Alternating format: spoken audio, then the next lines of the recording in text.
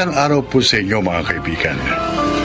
Ngayong araw na ito, maririnig natin ang kwento ng isang yaya at ng kanyang batang inalagaan ng matagal. Siya ay si Epang.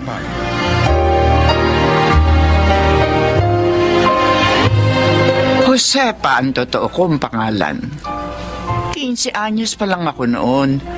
Naninilbihan ako sa iba't ibang bahay bilang katulong o kuminsan naman ay yaya ng mga bata. Iba-ibang amo, iba-ibang ugali.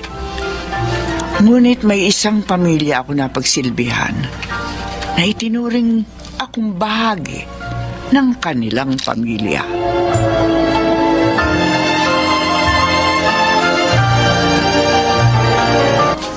Ma'am, gatas po. Salamat, Epang. Ang lungkot dito sa bahay kapag ganitong gabi. Napakatahimik. Kung may anak na sana kami, siguro maingay at magulo tong bahay. 7 taon na kaming kasal ng sir mo, pero hanggang ngayon, wala pa rin kaming anak. Epang, nawawalan na ako ng pag-asa. Papagod na akong maghintay. Ay, ma'am, po kayong bibitaw. Wala pong imposible sa tao nagtitiwala at nananalig po sa Diyos. Ay, sana nga. Gustong-gusto ko na talaga magkaroon ng anak. Gusto kong maranasan kung paano maging isang ina.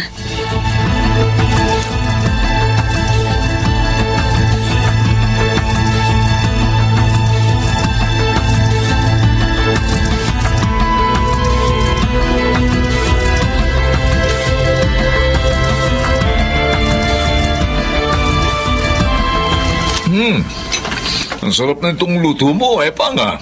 Sir naman, kailan mo ba naman ako nagluto na hindi masarap? Oo nga naman. 5 taong ka na rito sa amin at lagi mo kaming binubusog, ha? Pero parang Parang? hindi Bakit? ko gusto ang amoy. Para akong nasusukap. Parang, Ano? Ano ba? May sakit ka ba? Ha? Ay, ang baho! sir, dalhin niyo na ho sa klinika si ma'am. Doon sa sa OB-GYN. Oo, bigayin eh. Oh, yun ho. Basta, yun ho sa mga buntis. Ano? Ano? Eh, malakas ho ang kutob ko. Buntis ho si ma'am.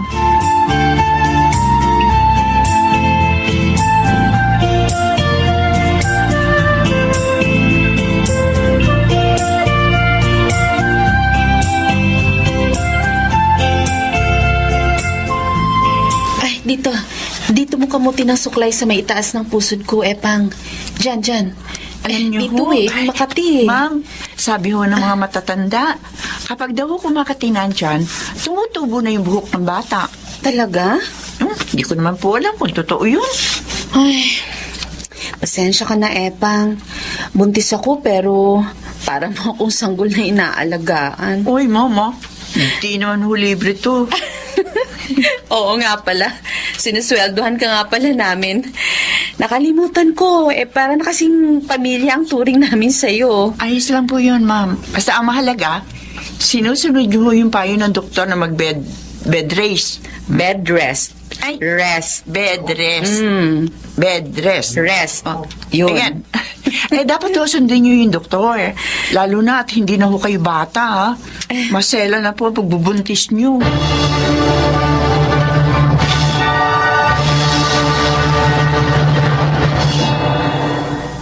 Ba't ngayon ka lang? Eh, si ma'am, pasensya na. Nanganak kasi si ma'am. Hindi ko naman maaaring iwan yun. Yung mga anak mo, kanina pa naghihintay sa'yo. Nakatulog na sa kahihintay. Ganon? Kawawa naman ang mga anak ko. Hindi ko na nabibigyan ng oras. Nag-aalaga ka ng ibang tao pero napapabayaan mo naman ang mga anak mo. Eh, pasensya ka na, Simon. Ngayon lang naman to eh. Kasi nga maselan yung pagbubuntis si ma'am. Oh, Eh, pero ngayong nakapanganak na siya, eh di makakauwi na ako na maaga. mabuti kung hindi ako naghahanap buhay. Nakakahiya na. Sa kapitbahay natin madalas iniiwan ng mga bata. Sabi ko naman kasi sa iyo, tumigil ka na sa pagiging basurero eh. Kaya ko na yung magastusin dito sa bahay. Ano? Ayoko. Ikaw ang ina.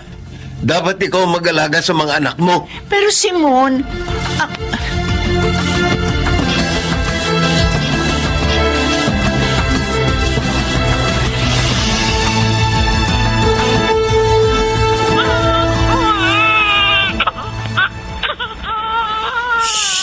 Tahan na, anak. Tahan na. Tahan na. Akin na. Akong mapatahan. Sige nga. Hindi mo lang papatigil sa pag-iyak. O, ikaw naman. Anak, uutan ha? Oo, si Papa lang kakarga sa'yo. Oh, Tala. anak. Ano ba yan? Tahan na. Bakit ka ba iyak ng iyak? kanina ko pa ho naririnig yung iyak niya. Ay, patahanin mo nga. Natatakot na ako. Hindi siya tumitigil sa kaiiyak eh. Akin na po, sir. Oo. Ito. Ay, hararin, hararan, Oh, hararin. tumigil na. Magic ha? Pero ko salamat. Ikaw pala makapagpapatahan sa kanya. Naku, sir, kailangan lang ho nito ng konting kanta-kanta. Ha? O, sige na. Sige na, umuwi ka na. Gabi na. Sige po. Oh, baby, kay mama ka na ulit. Akin na. O, dito na, baby. Naku, ay! Ano pa? Ano ba yan? Epang, wag mo muna bitiwan ha? Wag mo Iiyak na naman. Tahan na. O, hindi na. Tatahanan, baby. Ay, Magic na naman. sige na, Epang. Ikaw na munang kumarga dyan, ha? Habang hindi pa nakakatulog. Mukhang mas gusto ka niya kesa sa amin.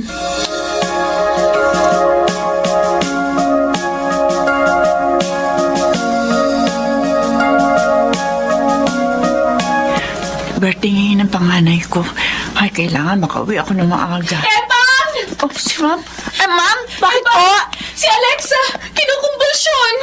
Ay, sige na po. Ako na po bahala sa kanya. sige. Yun ang sasakyan. Paandar rin na po. Oo. Kailangan natin sinali sa ospital.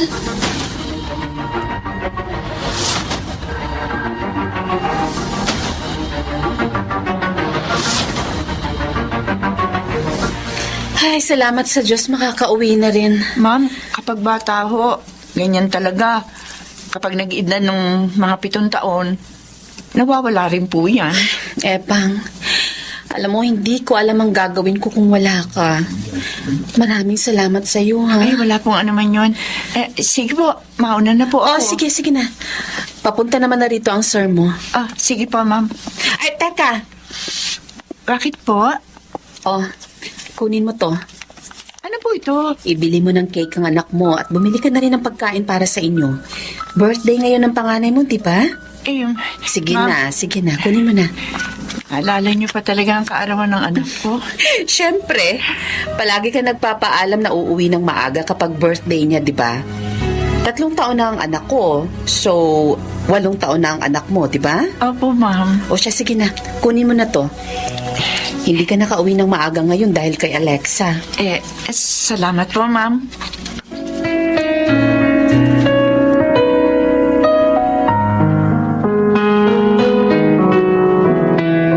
Ay, ako salamat. Mukhang pinagod ka na naman ni Alexa, Ay, sir, Kaya yung isa nakatulog na sa sobrang pagod. ang galing na po magbisiklete. Baka po kapag 7 taon na yan, marunong na yan magmotor. Ikaw talaga, Epang. pero... Motor ka agad. Epang, Po? baka hindi mo na siya makita kapag 7 taon na siya. Po? Sir, bakit po? Aalisin niyo na po ba ako? Bakit po? May nagawa po ba akong mali? Wala. Wala kang nagawang mali. Ano pong ibig niyo sabihin, sir? Pasensya ka na, Epang, ha? Magmamigrate na kasi kaming mag-anak sa Canada. Canada po? Hindi po ba malayo yun? Oo, Epang. Doon na kami titira. Pasensya ka na, ha? Gusto ka sana naming isama, kaya lang may pamilya ka rin maiiwan dito. Maghihiwa-hiwalay na po pala tayo pagkatapos po ng 10 taon. Oo, Epang. Pasensya ka na, ha? Pero kapag nakauwi kami rito, hayaan mo. Hanapin ka pa rin namin. Maraming salamat sa lahat ng ginawa mo para sa amin. Lalo na kay Alexa. Hindi ka namin makakalimutan.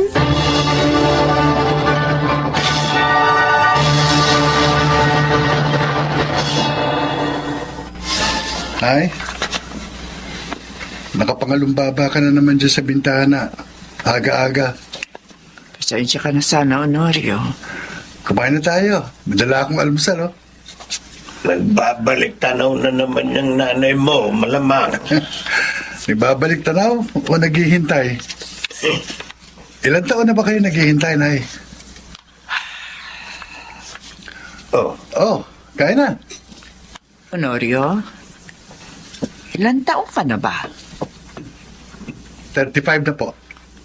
Oh, 3 dekada na pala ang lumipas. oh, tama. Sabi ko na 3 dekada mula nang umalis sila papuntang Canada. Yung batang inalagaan nyo noon, 30 anyos na yun. Matanda lang ako sa kanya ng 5 taon, di ba? Napakabait ng pamilyang yon. Malamang. Eto nga, oh.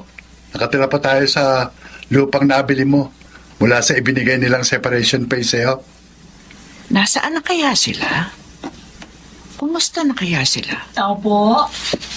Tao po. may tao. Sandali. Bakit, Ineng?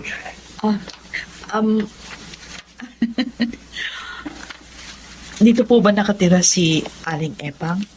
Josefa de Dios po? Akong asawa niya. Ay, sino ka? Oh, finally. Fine. Anong pangalan mo? Alexa po.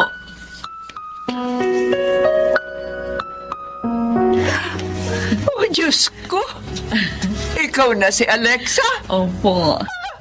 Dalaga ka na! 30 years old na po ako.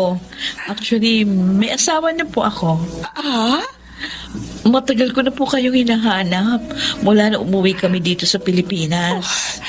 Hindi ako makapaniwalang ikaw na yung batang iyakin noon at hinahabol ko madalas kapag nag-aaral magbisikleta. Naikwento nga po ni Mami sa akin. Oh, si Ma'am, tsaka si Sir. Oh, kumusta na sila? Patay na po sila pareho. Ano? Patay na sila? Opo. Hindi ko malaman sila nakitang muli bago sila namatay. Kaya nga po umuwi kami dito kasi gusto nilang ilagak yung abo nila. But masaya po ako kasi nakilala ko kayo, Lola Epang. Malaki na ako. Nice to meet you. Nice to meet you. Maaari ba kita yakapin? Ay, opo. Siyempre naman po. Oh, parang kailan lang. Kinakalong pa lamang kita. Malungkot akong malamang patay na pala si na Mama at Sir. Pero masayang masaya ako. Na bago man lang ako mamatay, ay nakita kita, Alexa.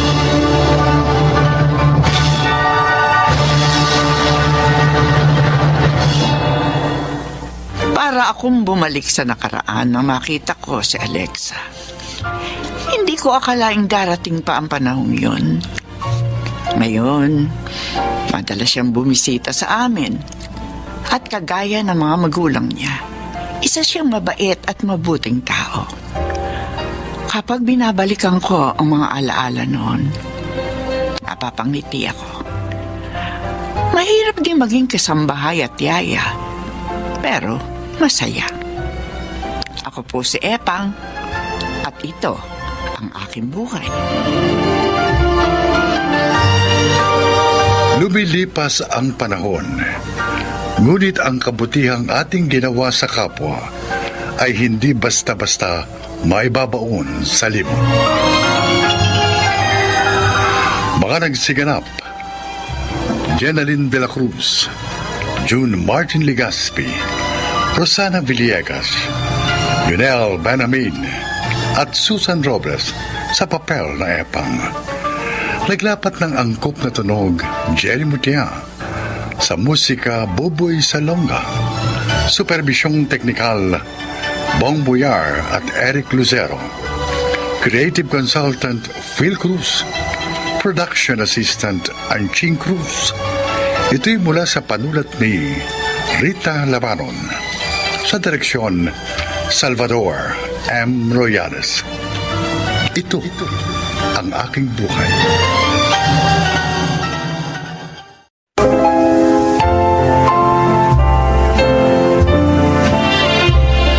Magandang araw po mga kaibigan. Ngayong araw na ito, maririnig natin ang testimonya ni Kate at ng kanyang mga pinagdaanan bilang panganay at breadwinner ng pamilya.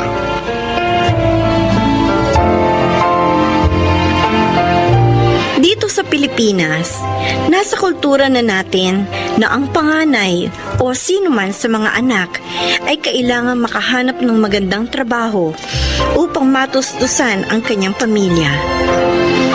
Nakaugalian na natin na upang masuklian ang mga sakripisyo ng ating mga magulang sa pagpapaaral sa atin, kapag nakapagtapos tayo, nakaatang na sa ating balikat ang responsibilidad na mag-provide para sa pamilya.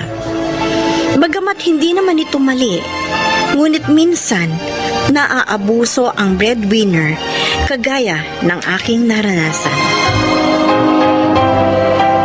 La la la la la. Mukhang maganda ang gising mo ah. O, siyempre, nakabayad na ako sa tubig, kuryente, pati sa internet. At nakapamalengke na rin ako. Oh, oo nga pala. Oh. Payday kahapon ni Kate. Baka naman may tira pa riyan. Ay, ano kung may tira? Hiram sana ako ng 500. Para saan? Para ilibre mo na naman ang alak yung mga kumpare mo. May bibilhin ako. May bibilhin din ako, kaya tigil-tigilan mo ako dyan. Ang damot mo ah. O bakit? Sa'yo ba ang perang yan? Pera yan ni Kate. Kaya nga, pera to ni Kate, ay binigay niya sa akin. Kung pagdamutan mo ako ng pera para bang ikaw ang nagsakripisyo na paaralin si Kate ah. Pera ko ang pinantustos sa pag-aaral niya. Nagtiis ako sa barko para kitain ang perang yaon. Kung gusto mo pala na palagi may pera, di sana hindi ka tumigil sa pagtatrabaho. Nang makapagtapos si Kate, hindi ka na sumampa uli sa barko. Wala ka nang ibang ginawa kundi himasin niyang bundat mo tiyan, kaya lalong lumalaki. O bakit ikaw? Wala ka na rin ginagawa ngayon ah, kundi magbunga nga maghapon at makichismisa sa mga kumari mong daig pa ang CCTV. Nakikita lahat ng nangyayari sa barangay. Pa! Ano ba yan? Aga-aga, nagtataasan naman kayo ng boses. Ito kasi mama mo, humihingi na naman ng pera. Pang-inom siguro. Itong mama mo, kung pagdamutan ako ng pera, akala mo kanya. Ano ba? Hindi ba kayo nagsasawa? Palagi na lang ganyan ang linya ninyong dalawa. Buti sana kung nakatira tayo sa gitna ng bundok. Nasa syudad tayo. Ayun o, isang di pa lang. Bahay na ni na Aling Melba. Sa harapan may bahay pang isa. Sa kaliwa meron pa. Dinig ng 3 pamilya ang pagtatalo nyo. Di ba kayo nahihiya? Aga-aga, perang pinagtatalunan nyo. Tama na sabi!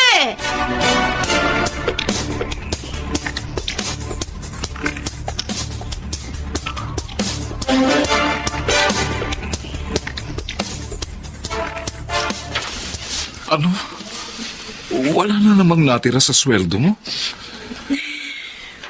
Kate, akala ko ba gusto mo nang magpakasal tayo? Kung gusto mong talagang bumuo ng pamilya, sana tumigil ka sa labis na pagsuporta mo sa pamilya. Kate, 30 anyos ka na at isa pa, 2 na lang sa mga kapatid mo nag-aaral. Si Rica may trabaho na rin. Hindi pa naman kaya ni Rica na tustusan ang lahat ng pangangailangan sa bahay. Kakarampot naman yung sweldo nun. Hindi pa regular sa trabaho niya. Paano tayo? Ilang taon na mula lang mag-propose ako. Pero hanggang ngayon, engagement ring pa rin ang suot natin. Romel, konting panahon pa, please. Ito lang masasabi ko sa iyo, Kate. Kapag hindi mo nagawang bitiwan ang pagiging breadwinner mo, kahit mag-asawa na tayo, tiyak sa'yo pa rin aasa ang pamilya mo. Kaya ngayon pa lang, magdesisyon ka na.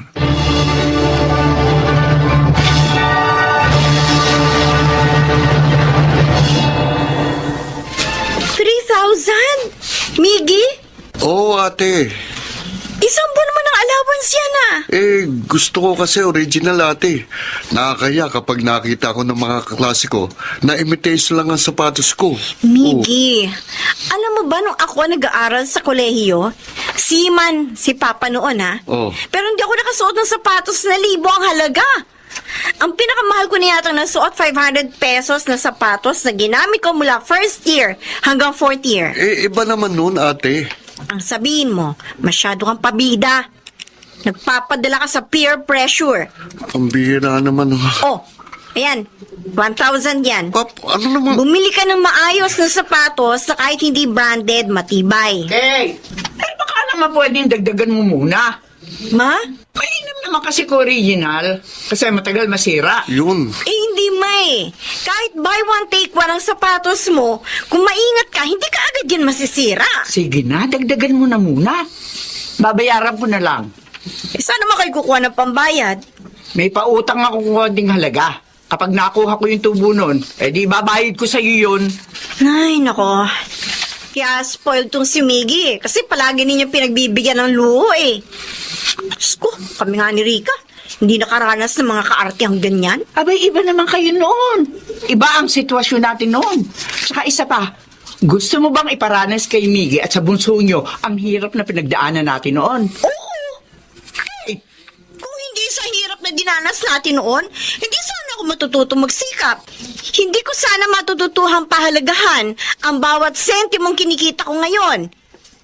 Ikaw, Miggy, ha? Ano bang natutunan mo ngayon? Humingi ng humingi. Ano akala mo sa akin? Palagi may supply ng pera?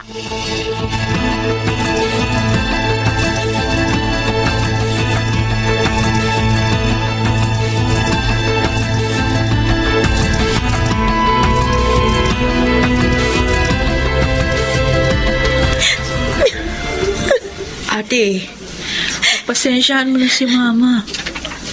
Sama-sama talaga ng loob ko, Rika.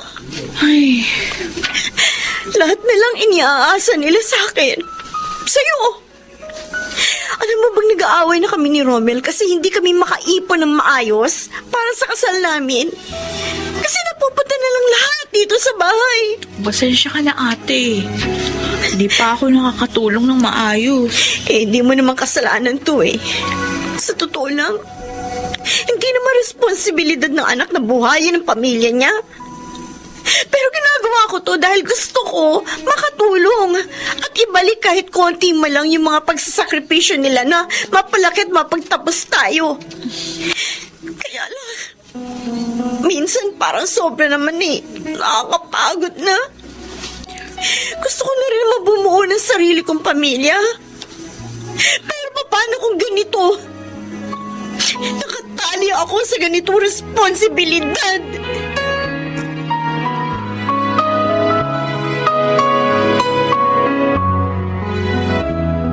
Okay. Bakit ito lang? Mula ngayon, Ma, ganyan na lang ang ilalaan kong budget para dito sa bahay. Ano? Paano ipang araw-araw nating gastusin? Pasensya na kayo. Kapag ibinigay sa inyong mahigit 50% na sweldo ko, hindi naman ako makakaipon. Wala pong matitira sa akin. Kailangan ko na rin pagtuunan ng pansin ang sarili kong plano. Alam mo ha, nung isang araw ko pa napapansin yan, na parang nagiging mahigpit ka pagdating sa pera. Pati si Miggy, napagbuntunan mo. Bakit? Nagmamalaki ka na ba? Palibhasa, ikaw itong may malaking kinikita sa pamilyang ito. Wala kang utang na loob. Binihisan ka namin, pinag-aral, pinakain. Walang utang na loob, Ma.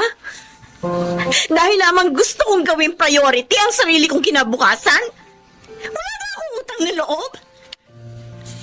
Ma, pinalaki niyo Sa huli, singilin ang lahat na ibinigay niyo sa akin.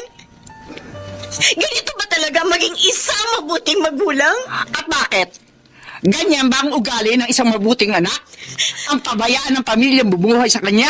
Hindi ko sinabing pababayaan ko kayo, Ma! Ang sabi ko, kailangan ko na rin pagtuunan ng pansin. Pareho lang yun! Ano nangyayari dito? Ito ang walang utang na loob mo, anak. Nagmamagaling na. Akala mo kung sino na. Nagkaroon lang ng magandang trabaho. Akala mo. Kate. Kate, sige na. Umalis ka na. Ako na ang bahala sa mama mo.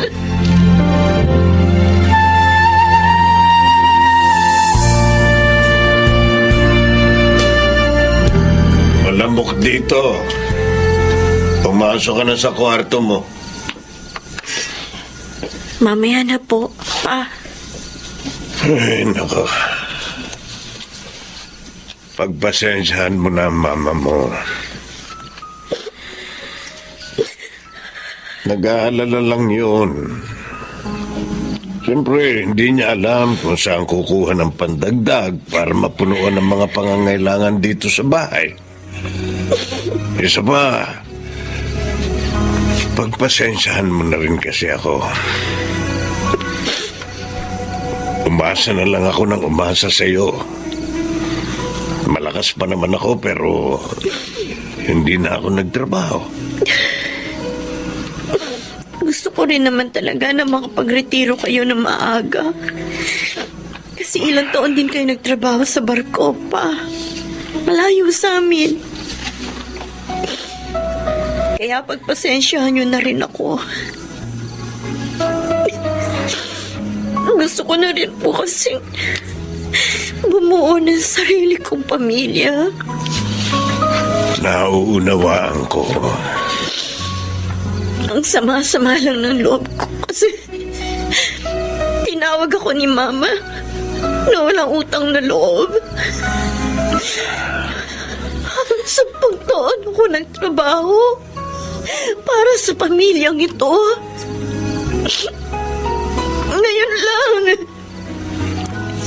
Ngayon lang ako nagsabi na iisipin ko na rin ang sarili ko.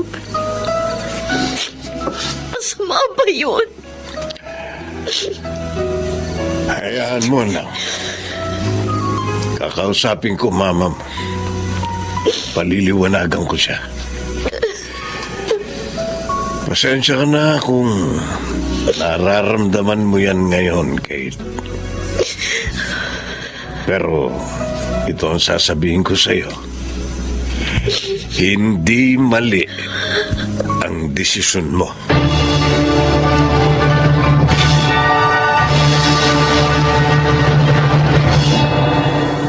Naparito po ako para formal na magpaalam sa inyo tungkol po sa plano namin ni Kate na magpakasal 2 buwan mula po ngayon. Kuya, akong best man ha. Sige, doon ka muna sa labas. Hindi ka kasali sa usapan. Oo na. Basta Kuya Romel, best man ako ha.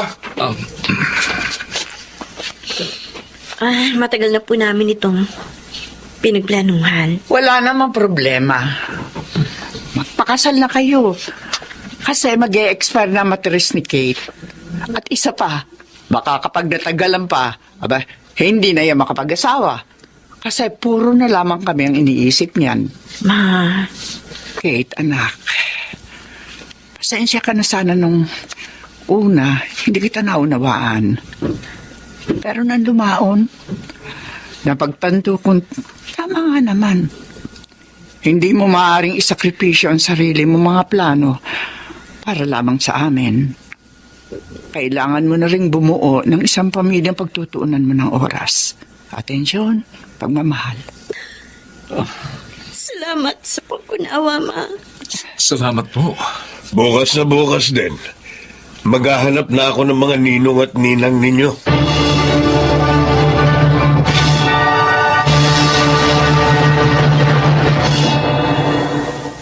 Hindi madali, pero kailangan talaga nating magbigay ng ultimatum sa pagsuporta sa ating mga pamilya. Lalo na sa mga nais na ring lumagay sa tahimik.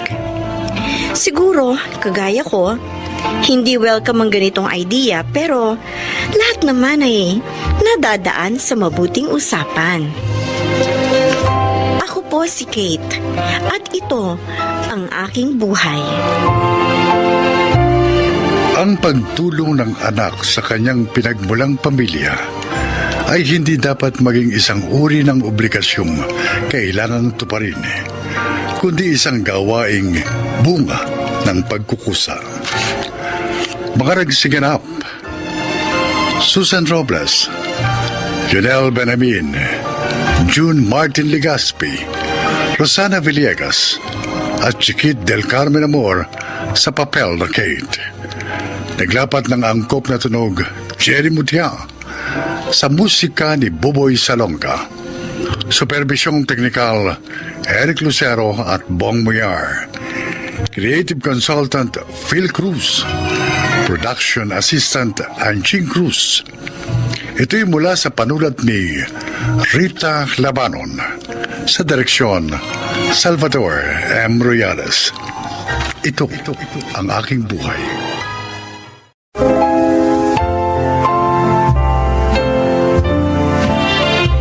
Magandang araw po sa inyo, mga kaibigan. Mapapakinggan natin ngayon ang kwento ng isang individual na minsang nalihis ng landas, ngunit nagbago. Siya ay si Dindo. Mahirap ang buhay at madalas o may extra lang ako sa construction o sa kahit saang maaaring pagkakitaan. Kapag hindi pa rin sapat, sumasideline ako bilang snatcher. Alam kong mali, pero ayokong makitang nagugutom ang aking pamilya. Subalit, nagbagong pananaw ko sa buhay dahil sa isang pangyari. Sige, umabol kayo hanggang kaya nyo. Tonyo! Dito! Hayop, pinagod ako ng mga pulis na yun ah. Sulit naman ba? Tingnan natin. Teka. Pakiramdaman muna natin kung lalagpas sila. Ayun, wala na, pare. Yun na, oh. Malay na. Ano? Mukhang manipis naman itong pitaka ng matandang yun. Ikaw nagsabing galing siya sa bangko eh. Teka. Aba, ayos naman pala eh. Oh, Mataba, ayos. oh. Dami Oh. naman. Ayos to. Teka, pare. Yan. Oh, eto ang parte mo. Oh, yan, sakto yan, pare. Magbabayad ng tuition si Norman. Pwede na itong idagdag. Kailan ba gagraduate yung kapatid mo? Tagal eh. Hindi ba niya alam na nakakapagod tumakbo ng tumakbo tapos pulis pa humahabol sa'yo? Talagang hindi niya alam. Gusto mong isumpa niya ako kapag nalaman niya itong sideline natin. Sa bagay, si nanay nga hindi rin alam itong ginagawa ko eh. Baliw. Sige, sabat na ako. Mamaya na. Ha? Baka may mga pulis pa sa paligid. Magpahinga muna tayo rito. Total, solve na maghapon natin. Hanggang sa susunod na araw pa kamo. Oh, Norman, pinabibigay sa'yo ng Kuya Dindo mo. Pambayad mo raw sa tuition. Oy, umayos ka ha. Siguraduhin mong ibinabayad mo sa eskwelahan niyang pera. Pinaghihirapan niya ng kuya mo. Siyempre naman ho, Nay. Kahit may asawa ng kuya mo, tumutulong pa rin sa atin. Kaya ipakita mo sa kanyang tinatanaw mong malaking utang na loob ang pagsasakripisyo niya para sa'yo. Mag-aral kang mabuti. Oo, Nay. Di ko naman nakakalimutan yun eh. Kapag may maayos na akong trabaho, ako naman ang susuporta kay Kuya Dindo. Nako, Norman, hindi mo yan kailangan gawin. Ate Pamela? Ang mahalaga sa kanya, makapagtapos ka ng pag-aaral. Tama ang Ate Pamela mo. Kaya paulit-ulit kong sinasabi sa'yo na maging masinop ka. Kasi mahirap lang tayo.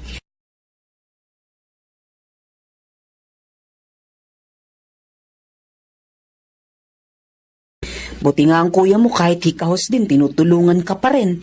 At buti na lang, wala pa kaming anak, Nay. Kaya nga eh. Pangako ko po, Hindi ko sasayangin ang lahat ng ginagawa niyo para sa akin. Magtatapos ako ng pag-aaral.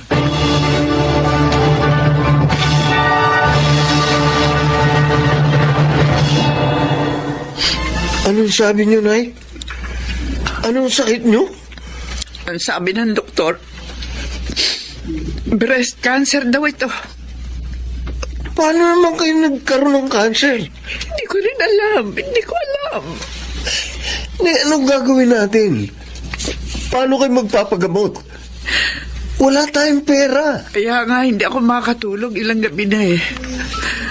Ayoko sanang sabihin sa inyong magkakapatid. Kaya lang, hindi ko kayang kim-kim.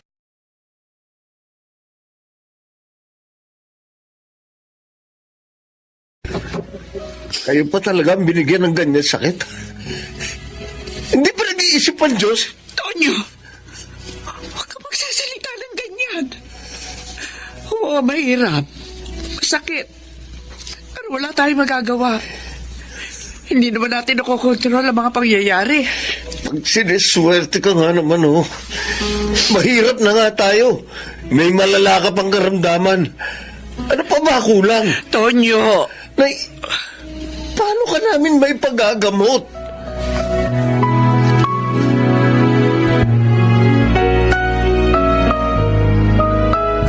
Oh, 5,000 lang yung bili ng customer sa naagaw nating cellphone. Medyo luma na raw eh.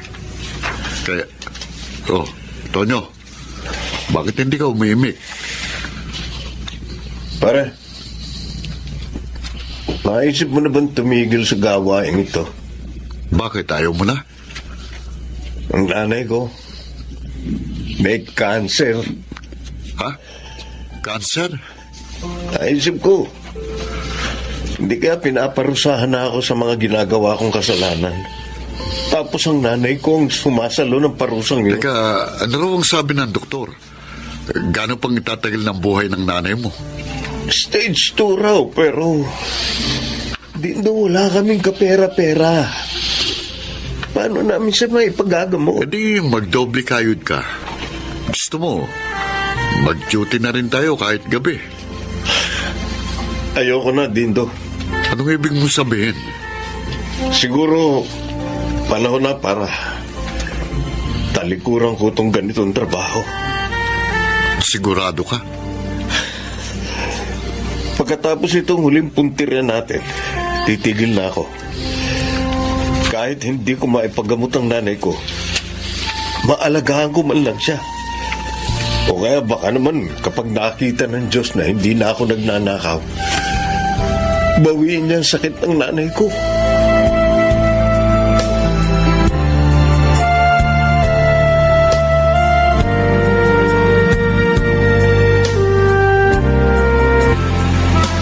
Kanina pa ako dito. Tagal naman ito nyo. Sabi ko, dito sa eskinitang ito dumaan. Dito! Oh, ayun na siya.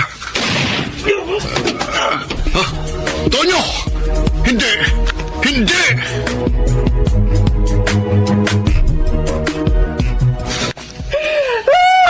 Anak ko! Siya na ng pinto. Diyos ko, bakit nangyari sa iyo ito? Kay dad lang siya ni nanay.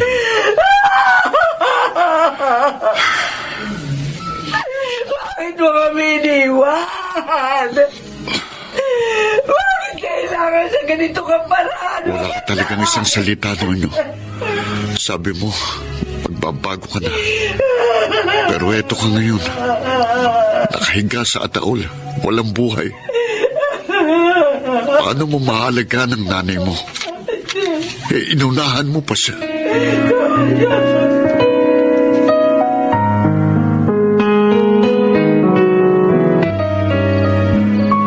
Dindo, saan ka ba galing kanina?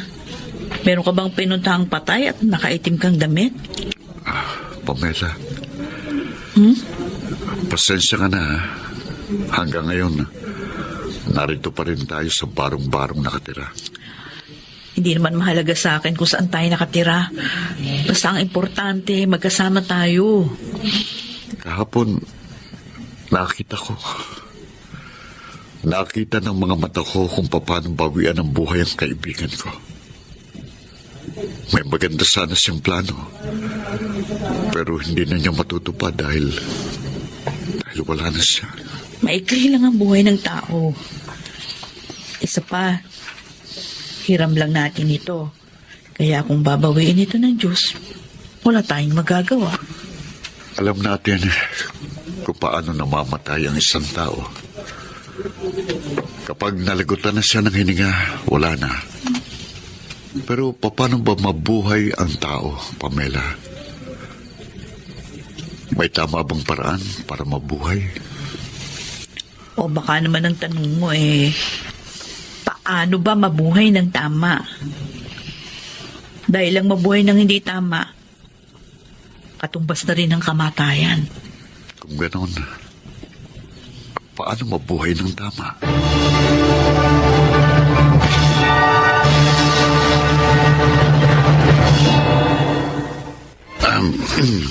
Aba, bagong gupit, bagong ligo at bagong uniforme.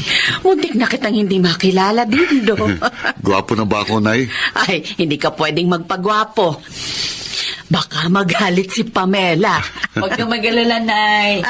May tiwala naman ako dyan kay Dindo. Maswerte ko sa asawa ko, Nay. Hindi selosa gaya ng iba dyan. Ang bola pa to. Sige na, umalis ka na at mahuhuli ka. Unang araw mo ngayon sa trabaho. Oo nga. O sige, alis na ako, Nay. Ay, mag-iingat ka, ha? Bye! Bye. Ay, mabuti na lang nakakuha na siya ng matinong trabaho, Nay. Oo nga. Regular na yung sweldo niya. Kahit janitor. Basta ang mahalaga, hindi na siya mag-iisip araw-araw kung saan naman siya extra ng trabaho.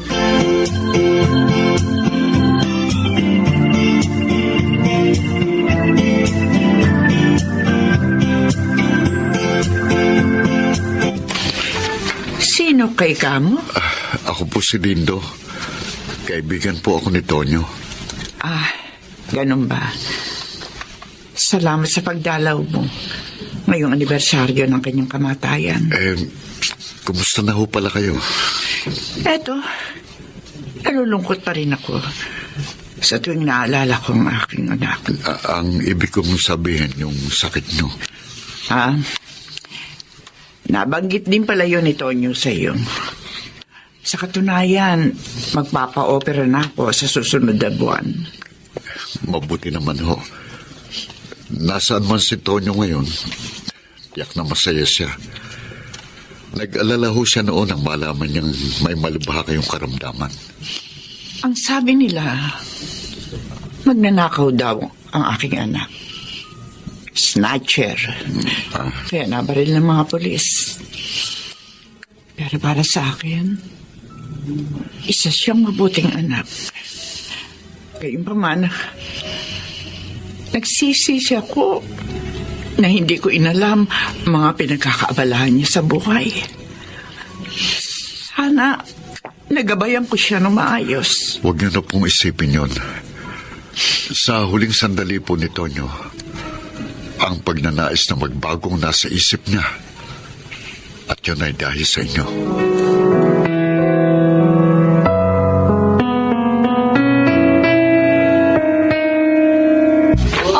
Magmerienda muna kayo bago magtrabaho ulit.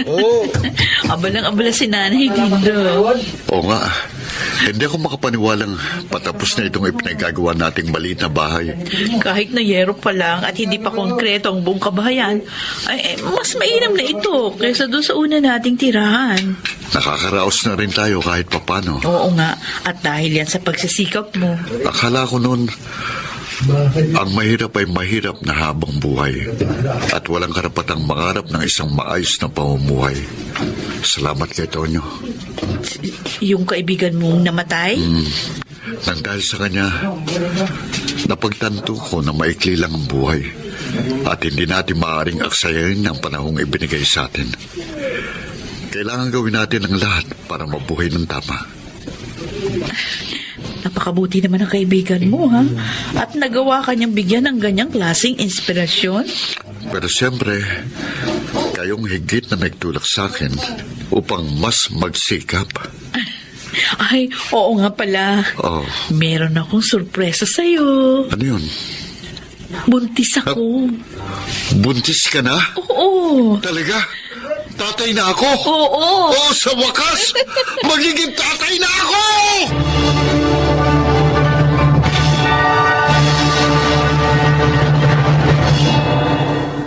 Totoo nga. Minsan kailangan nating makita ang kamatayan o maintindihan ang kahulugan nito upang malaman natin ang kahalagahan ng buhay. Kapag namatay na ang tao, tapos ng lahat. Pero habang nabubuhay tayo, may pag-asa pang magbago at may pag-asa pa para sa mga bagay na nais nating gawin para sa ating sarili at sa mga taong mahal natin. Ako po si Dindo, dating snatcher. Hindi mahalaga kung ang tao ay mayaman o naghihikahos, sapagkat walang katumbas ang kaligayahang mamuhay ng tama at naaayos sa kagustuhan ng Panginoon. Mga nagsiganap: Lionel Banamin, Susan Robles, Maynard Landicho Jr., Rosana Villegas, Jeneline de la Cruz, at Phil Cruz sa papel na Dindo. Naglapat ng angkop na tunog, Jerry Mutia, sa musika ni Buboy Salonga. Supervisyong teknikal, Eric Lucero at Bong Muyar. Creative Consultant, Phil Cruz. Production Assistant, Anching Cruz. Sumulat ng ating kasaysayan, Rita Labanon. Sa direksyon, Salvador M. Royales. Ito ang aking buhay.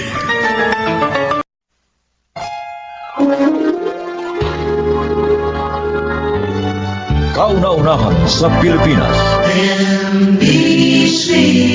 Manila Broadcasting Company. DZRH. Member, kapisanan ng mga broadcaster ng Pilipinas.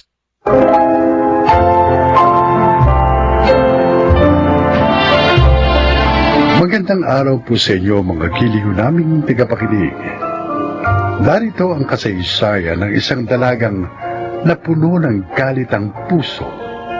Siya ay si Heidi. Matagal akong napalayo kay inay. 8 taon pa lamang ako noon nang iwan niya ako sa kanyang kaibigan na si Tita Delia. Yun ay dahil pumanaw si Itay.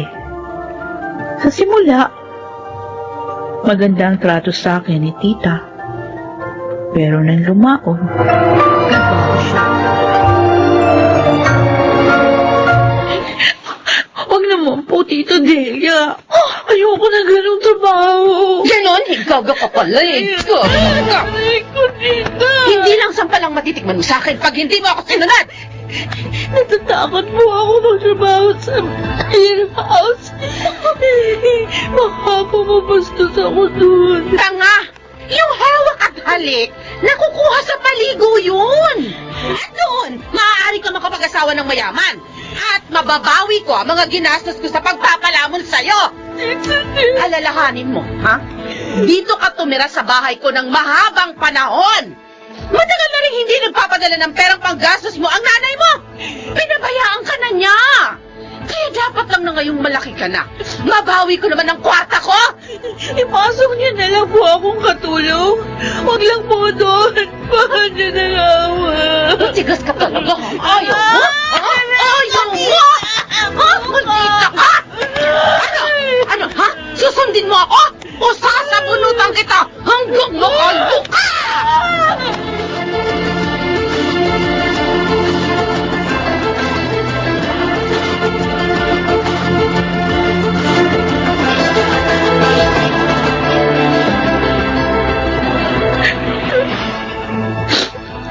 Sakit ng katawan ko. Dahil sa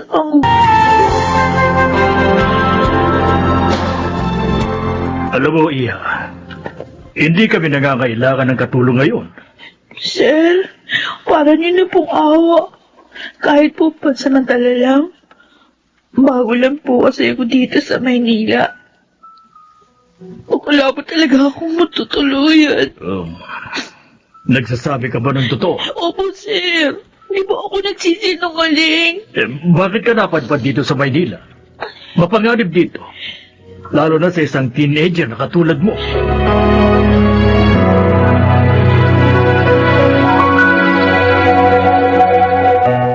Dalawang buwan na sa iyo, Kuya Romulo. Oo, Renato.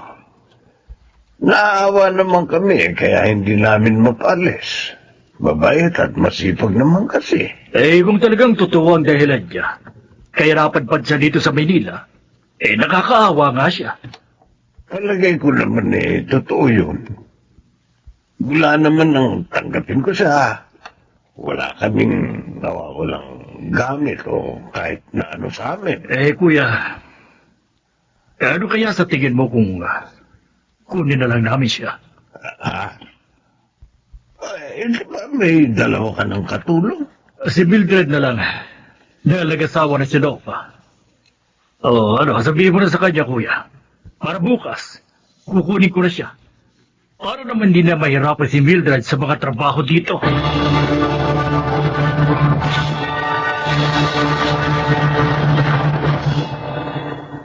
Siya ang bagong makakasama mo dito sa bahay, Mildred. Si Heidi. Heidi, ang katulong namin, si Mildred. Kumusta ka, Heidi? Ang babaeng ito. Heidi, kinukumusta ka ni Mildred? Mabuti naman po. Ay, Sir Renato, baka po kasi nahihiya siya. Pero hindi po bale. Ako na po ang bahala sa kanya.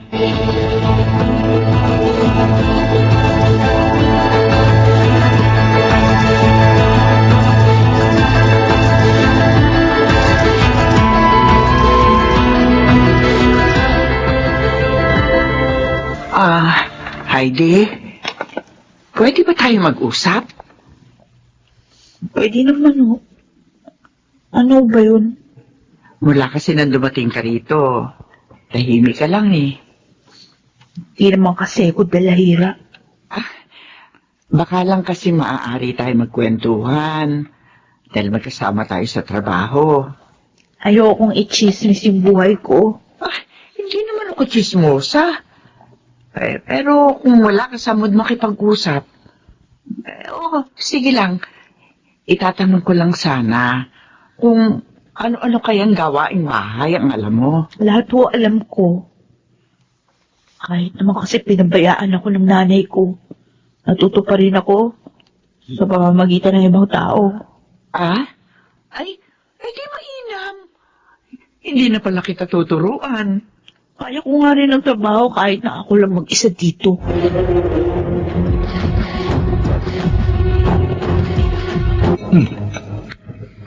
Masarap talaga magluto yan si Heidi.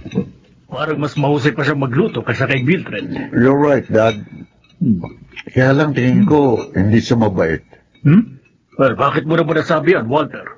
Ilang beses ko na kasing nahuli na sinusungitan niya si Mildred. Pero wala namang babagit sa akin si Mildred na ganung mga pangyayari. Para namang hindi niyo kilala si Mildred. Mabait siya, mahaba ang pasensya. Sige. Oobserbahan ko yan si Heidi. Hindi tama na inaabuso niya si Mildred.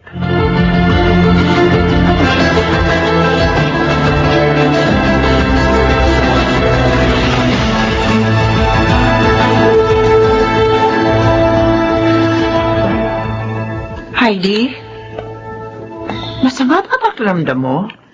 Kasi namumutla ka eh. Huwag mo akong pakialaman. Huwag ka sana magalit, ha? Nagmamalasakit lang naman ako sa'yo. Bakit?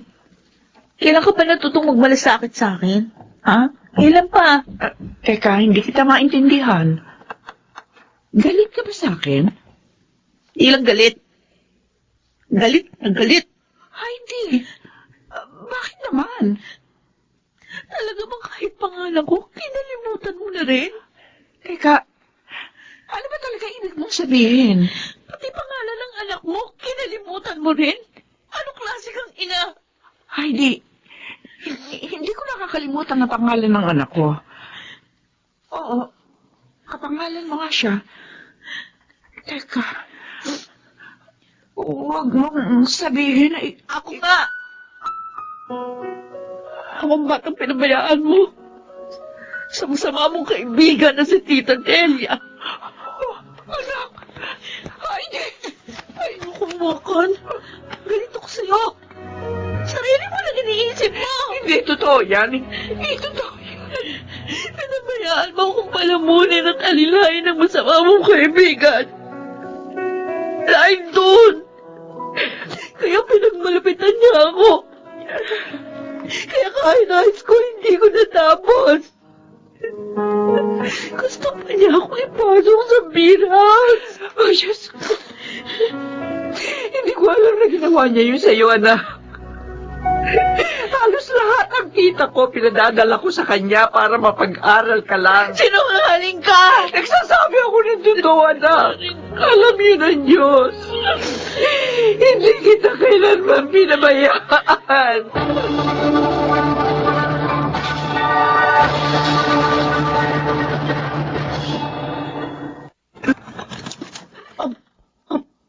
Mildred? Ay, ikaw nga. Ay, ba't naman yung sinabing uuwi ka dito sa probinsya?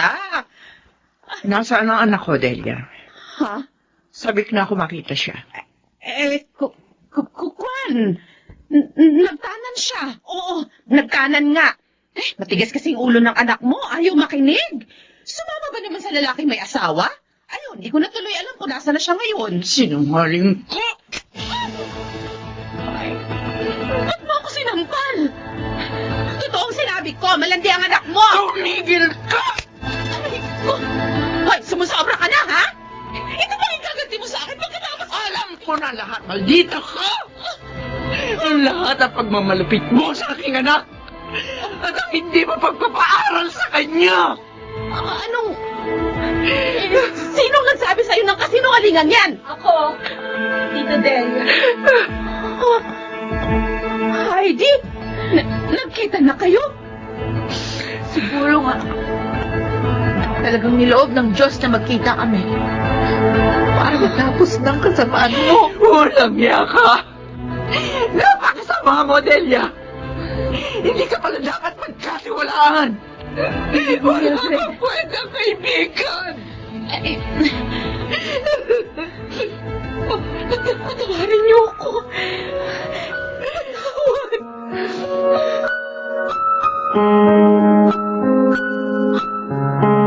Kaya naman siguro, naniniwala ka rin sa akin, anak. Opo, Nay. Patawad po sa masasakit na sinabi ko sa inyo. Ay, di anak ko. Patawarin mo rin ako. Dahil ipinagkatiwala kita sa isang maling tao. Ay, Nay. Anak. Ang tagal kong pinanabik ka. Na muli kayong mayakap at makasama. Ako man, anak. Ako man. Mula ngayon, hindi na tayo maghihiwalay. Anak ko. Hindi na.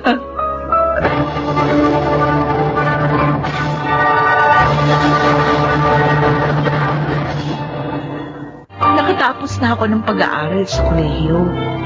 At yun ay dahil sa tulong ni na Sir Renato. At maligaya na kami ni Inay ngayon. Ako po si Heidi. At ito ang aking buhay. Totoong mahirap ang maging ina. Hindi biro ang mga responsibilidad. Kaya marapat lamang na maging maingat upang ang anak ay hindi mapahamak. Mga nagsiganap: Susan Robles, Jeneline de la Cruz, Lionel Benjamin, Maynard Landicho, Phil Cruz at Rosana Villegas sa papel na Heidi. Naglapat ng angkop na tunog Jerry Mutiang. Sa musika, Buboy Salonga. Supervisyong teknikal, Eric Lucero at Bong Boyar. Creative Consultant Phil Cruz. Production Assistant Anching Cruz.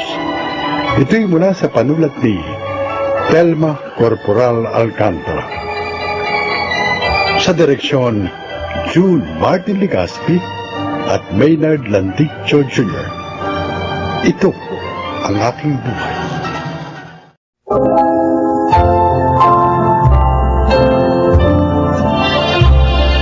Sa araw na ito, maririnig ninyo ang kasaysayan ng isang dalagang inabot ng maraming trahedya sa buhay matapos ang isang masayang bakasyon. Siya ay si Tricia. Mahirap lamang kami. Ngunit sa kabila nito, ay nakaya ng aking mga magulang na pagtapusin ako ng pag-aaral. Masaya naman kami. Subalit, isang bakasyon ang pumutol nito. Tricia, salamat at magising ka na, pamangkin. Sakit po. Katawan ko. Tita Miriam. Gagaling ka rin. Ang mahalaga, ligtas ka na. Inay. Itay. Kumusta na po sila, tita?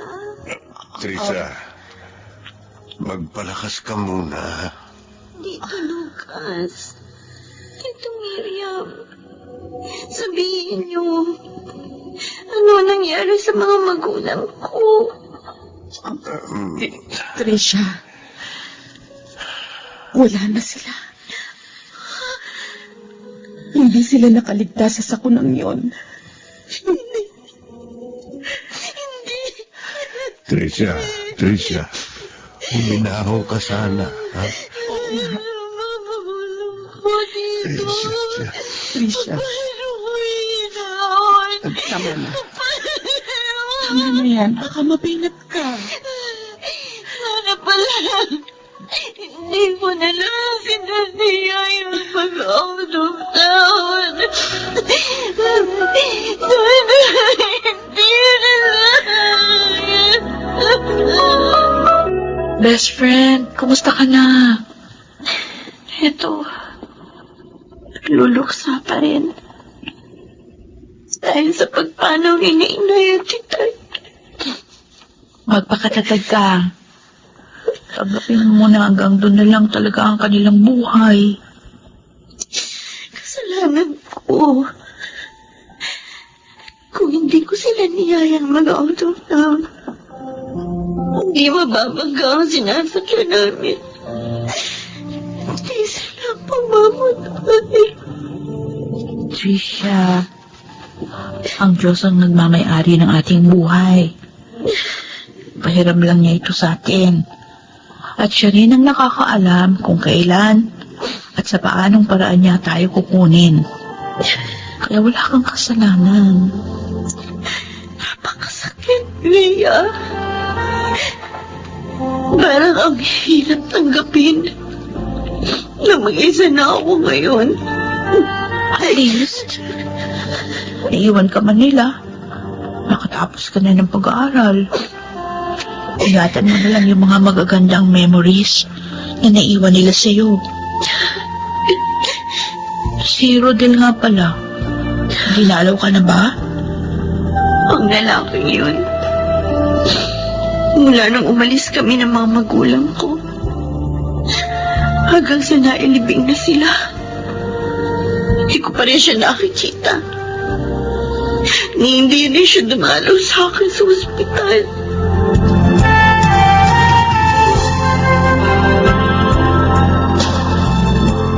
Salamat naman.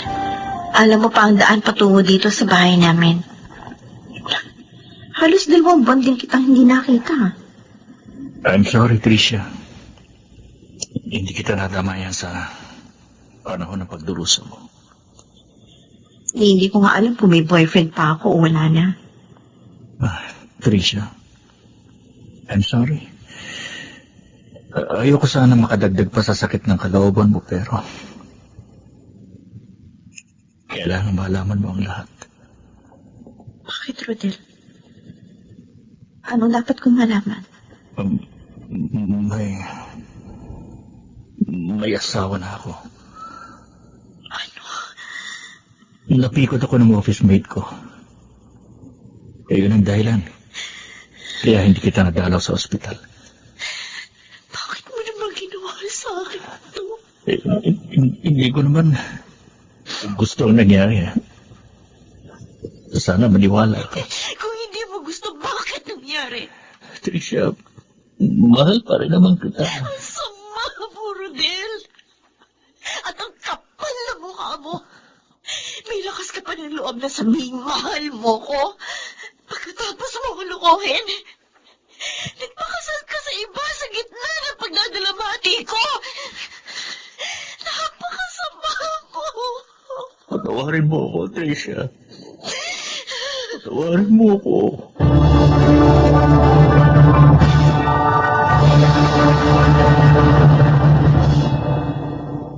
Tinawagan mo pala ang pamangkin mo.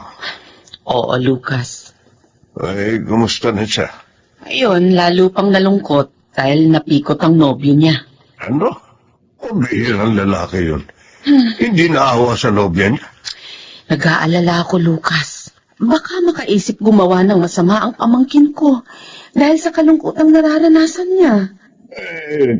Kung yayain mo kaya siya uli dito na tumira sa atin, para naman may makasama siya at mabawasan ang lungkot niya. Sige, susubukan kong gawin uli yun.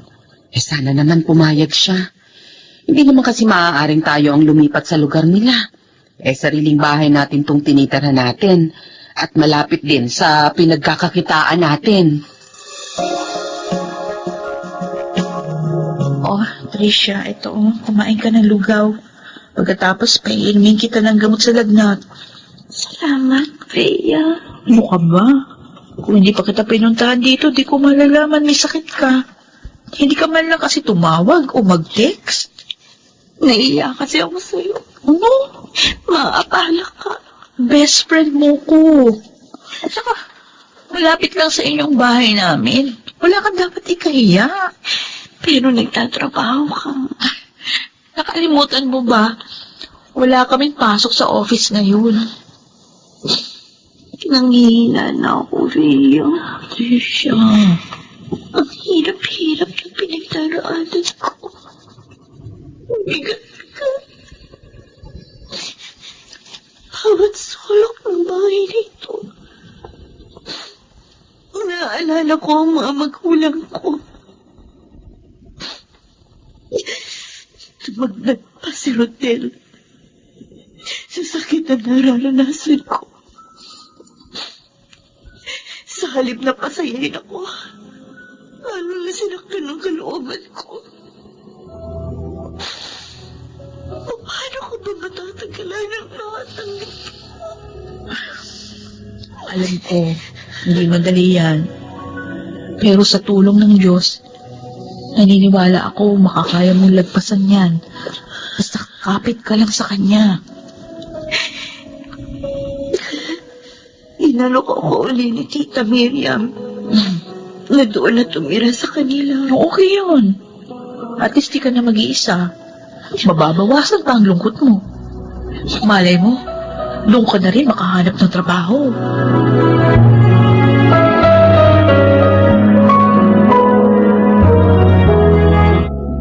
Mabuti naman at pumayag ka rin na sumama sa akin. Naisip ko po kasi, baka pag nagtagal pa po ako dito, hindi ko na talaga makaya. Isa pa, nakakita na po ako ng uupa nitong bahay namin. Tama. Paupahan mo ito at itabi mo ang kikitain. Gusto ko rin pong gamitin ang tinapos kong kurso, tita. Gusto ko na pong magtrabaho. Ganyan nga, pamangkin. Huwag kang susuko sa mga hamon ng buhay. At makikita mo, magiging maligaya kang muli.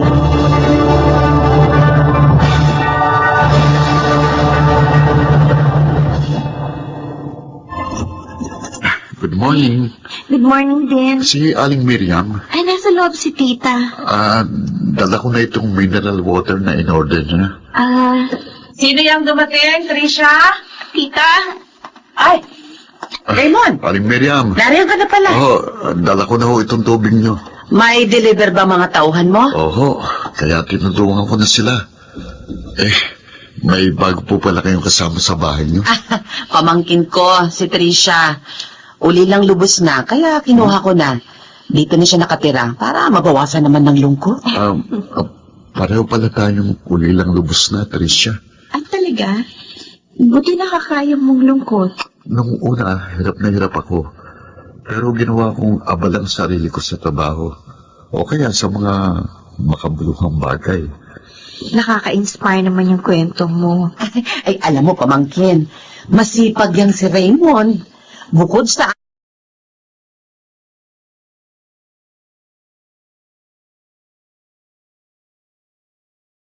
Kaya, bakit pa natin patatagalin? Sige, sabihin natin yan kina tita. Bukas, sabihin na natin sa kanila. Tamang-tama. Magdadala ko ng mga mapagsasaluhan natin. Raymond, may isa pa sana akong gustong gawin Ano? bago tayo ikasal. Ano yun, mahal?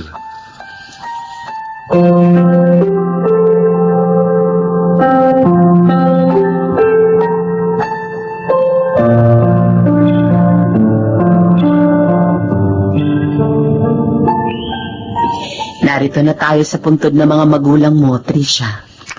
Ako na po maglalagay ng dala natin bulaklak, Tita Miriam. Sige. Eto, Raymond.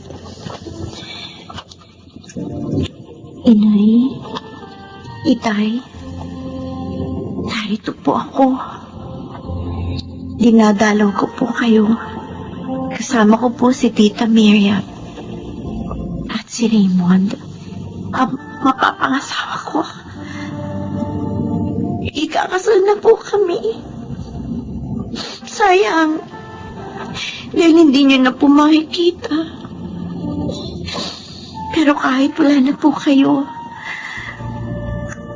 kahit hindi ko alam kung nakikita o naririnig niyo ako ngayon, gusto ko pa rin sabihin ang magandang balitang ito sa buhay ko. Pupuntahan din po namin ang puntod ng parents ni Raymond. Uli lang lubos na rin po kasi siya eh. Inilagay niyo po ako sa ayos bago kayo lumisan. Ako po, lahat ng mga pangaral ninyo sa akin, lahat ng mga itinuro ninyo, ituturo ko rin sa aming magiging anak.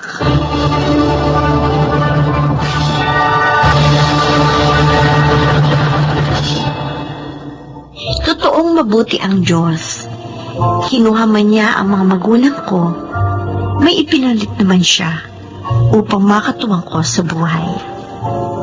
10 taon na kaming kasal ni Raymond at 2 na ang aming anak. Kaya sa mga ulilang lubos na nakikinig, huwag kayong mawawala ng pag-asa. Laban lang at patuloy na magpakatatag. Ako po si Tricia at ito ang aking buhay. Ang Diyos ay pag-ibig. Hindi niya hayaang malunod sa kalungkutan ang mga tao. Mga nagsiganap, Jeneline de la Cruz, Lionel Benamin, Rosana Villegas, Maynard Landicho, Phil Cruz, at Chiquit del Carmen Amor sa papel na Tricia. Naglapat ng angkop na tunog, Jerry Mutiang, sa musika Buboy Salonga, supervisyong teknikal Eric Lucero at Bong Muyar, creative consultant Phil Cruz, production assistant Anching Cruz. Ito'y mula sa panulat ni Selma Corporal Alcantara, sa direksyon June Martin Ligaspi at Maynard Landicho Jr. Ito ang aking buhay.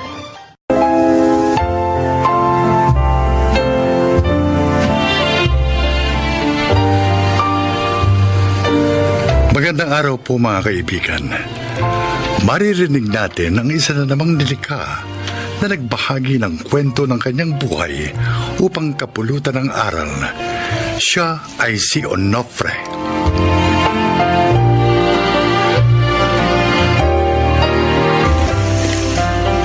Years old na ako at naninirahan dito sa Las Piñas.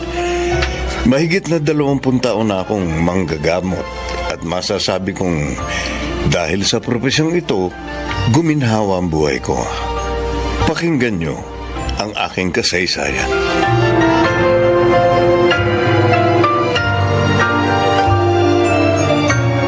Onofre. Oh, here is your favorite juice. Oh, thanks, Angelina. Ano nga uli yung sinabi mo sa akin kanina? Sabi ko, magtataas tayo ng singil sa klinik. Simula sa makalawa. Mataas na ang singil natin ah. Tayo nga ang pinakamataas na singil dito sa lugar natin. Angelina, pandemic ngayon. At halos lahat ng mga kasama kong doktor, nagtaas ng singil sa kanilang mga klinik. Kaya dapat lang na gayahin ko sila. Para hindi naman ako talo. Paano tayo malulugi? Una, hindi naman tayo umuupa ng lugar. Pangalawa, 2 tayo nagkiklinik. Ikatlo, dati nang mataas ang singil natin. Dahil nga yun ang gusto mo. Mababawasan ng mga pasyente natin. Dahil nga online consultation muna ang gagawin natin. At saka, ayos lang naman yun eh. Dahil sa loob ng 30 minutes, isang pasyente lang ang aasikasuhin natin. Kaya okay lang kahit magdagdag tayo ng singil. Kaya pala malungkot kayo, Mami.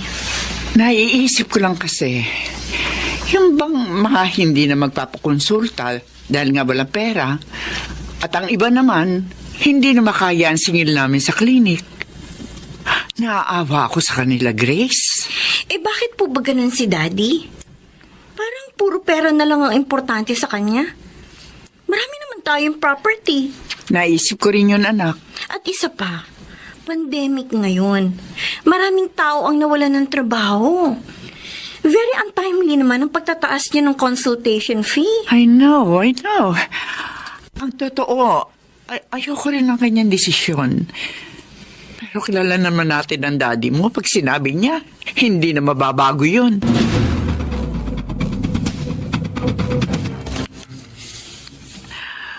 Oh, salamat naman at dinalaw mo ako, Monica. Tagal na nating hindi nakikita. Nag-aalangan nga ako magpunta dito kanina kasi baka marami kayong pasyente online. Mabuti naman pala at hindi.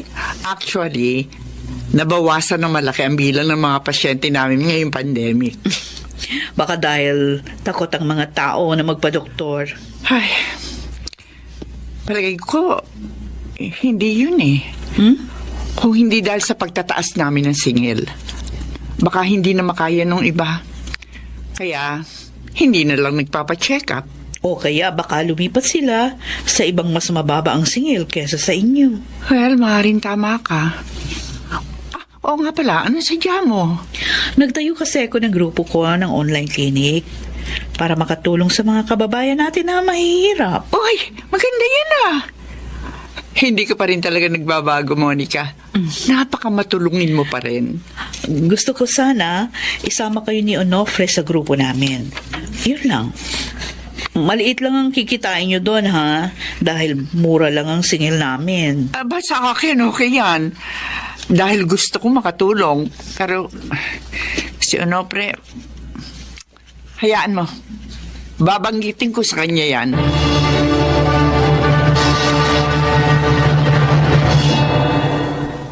At pumayag ka naman. Mabuti ang layunin ng grupo ni Monica, Onofre. Kaya walang dahilan para tumanggi ako. Pues, ako ayoko. Ano? Onofre, nakakahiya naman kay Monica. Kaibigan pa naman natin yung tao. Well, hindi ko naman sinisira ang pakikipagkaibigan natin sa kanya. Ang ayoko lang ay yung sumama sa grupo nila. Eh bakit ba ayaw mo? Online din naman yun. Katulad ng ginagawa natin dito sa klinik. At saka, Isang araw lang naman ang hinihingi sa atin. Hindi nga buong isang araw eh. Dahil ilang oras lang. Kahit na. Ayoko masayang ang panahon at pagod ko dyan. Ano, pre? Hindi naman pala ako kikita ng gusto. Welcome home, Kuya Aljon! Ikaw talaga, Grace. Para akong galing sa abroad kung i-welcome mo ako, ah. Eh, hindi naman ako nag-abroad. Namiss ko lang ang gwapo kong kuya. Talaga lang, ah. Eh, siya nga pala. Nasaan nga pala sina Mami at Daddy? Sarado naman ang clinic natin ngayon, ah. Bakit wala sila rito? Si Mami kasama sina Tita Monica sa grupo nila. Nagbibigay sila ng tulong online. Yung online consultation ba sa mga mahihirap na nangangailangan ng medical assistance. Aba, okay yun, ah. At si Daddy naman, nasa clinic ng friend niyang doktor. Nagkiklinik din siya doon. Doon kasi kikita siya ng gusto. Hindi tulad sa grupo ni na Tita Monica. Yun. Hanggang ngayon ba, ganon pa rin si Daddy? Ay, walang pagbabago, kuya. Nagtaas pa nga siya ng singil dito sa clinic natin eh.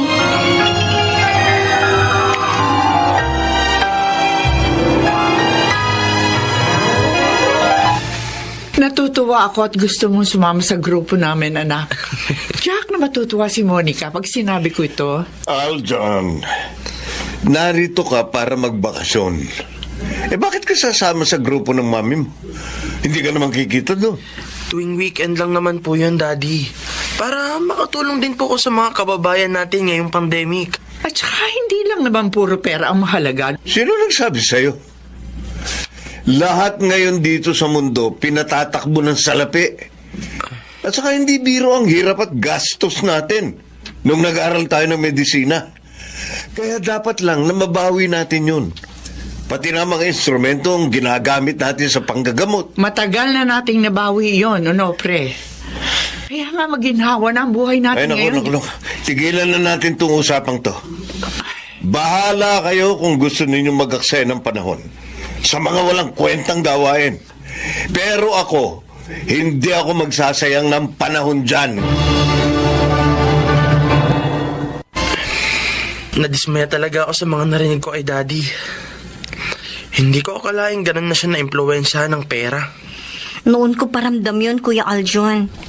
Kaya nga hindi medisina ang kinuha kong course. Kumuha talaga ako ng gusto ko. Social work. Dahil ayoko maging tulad ni Daddy. Alam mo, sa totoo lang, hindi ko siya idol. Mas hanga pa nga ako kay Mommy kaysa sa kanya. Ako naman, kaya nag-medicine dahil yun talaga ang pangarap ko. Gusto ko yun para maalagaan sila ni Mami. At upang makatulong na din sa mga may sakit na nangangailangan ng tulong. Pero sa inuugali ni Daddy, nahihiya ako. Ipinagmamalaki ko pa naman siya sa mga kaklase ko. Yun pala, ganun ang ugali niya. Nakakahiya. Hindi alam ni na Grace at Aljon na narinig ko ang kanilang pag-uusap. Bakit gano'n? Bakit parang hindi ako ikinararangal ng mga anak ko? Masama ba talaga ang ginagawa ko? Hindi ba karapatan ko naman yun? At saka, para din sa kanila ang ginagawa kong pag-iimpok. Pero bakit pati si Angelina ayaw sa ginagawa ko? Ano ba ang mali ko? Oh, may tumatawag sa cellphone ko. Sino kaya ito? Oh, Dr. Pepito Gonzales.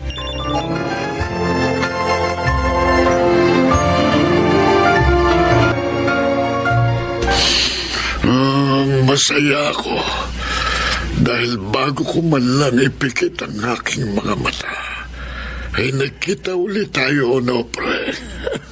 Huwag ko kayong magsalita ng ganyan, Doc Pepito. Hindi pa kayo mamamatay. Wala naman akong pagsisisi kung kunin man ako ng Diyos. Dahil nagampanan ko na ang tungkulin ko dito sa mundo. Doktor, Ikaw, natulungan ko na pag-aral At isa kang mahusay na doktor ngayon. Ang totoo, proud na proud ako sa iyo. Dahil alam ko, marami ka nang natulungan ngayon. Tulad ng pangarap mo, kaya ka nag-aral ng medisina noon. Doktor, Oh, huwag kang lumuha. Maganda ang wakas ko. Ang ibibilin ko lang sa iyo, pagkasanang magbabago sa iyong pagtulong. Gampanan mo ng mabuting papel mo dito sa mundo upang wala kang pagsisihan. Kapag pinagpahinga ka na niya, ngayon, mangako ka iyo. opo, Dr. Pepito. Pangako po.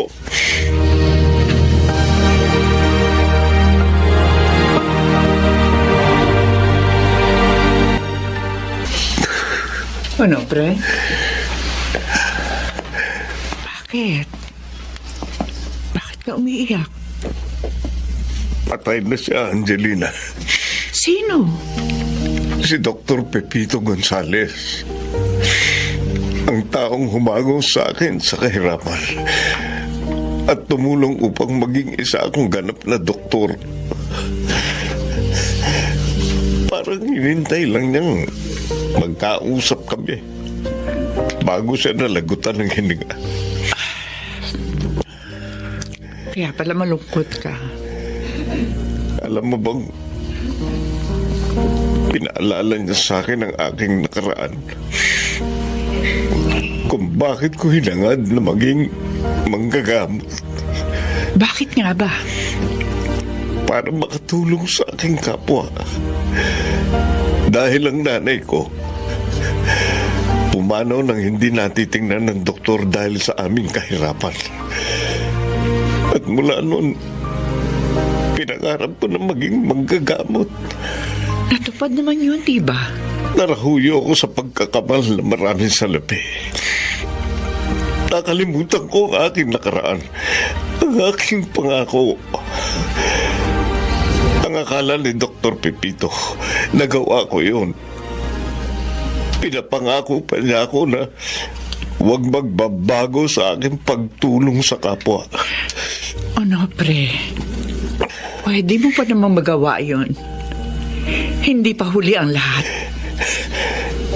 Tama ka, Angelina. Mula ngayon, gugugulin ko na ang mga natitira ko pang panahon dito sa mundo sa pagtupad ng aking pangako at ng aking sinumpaang tungkulin. Mahirap kapag ang isang tao ay nalasing sa tagumpay. Marami ang nalilimutan. Salamat na lamang, may nagpagunita pa ng lahat sa akin. Sana'y kinapulutan ninyo ng aral ang aking inilahad. Ako si Onofre, ito ang aking buhay. Mga nagsiganap: Phil Cruz, Rosana Villegas, Angelo Alcantara, Chiquit del Carmen Amor, Susan Robles, Leonel Benjamin. Naglapat ng angkop na tunog Jerry Mutia sa musika ni Buboy Salonga. Supervisyong teknikal Eric Lucero at Bong Muyar. Creative Consultant Phil Cruz. Production Assistant Anching Cruz. Ito'y mula sa panulat ni Thelma Corporal Alcantara. Direksyon Salvador M. Royanas. Ito ang aking buhay.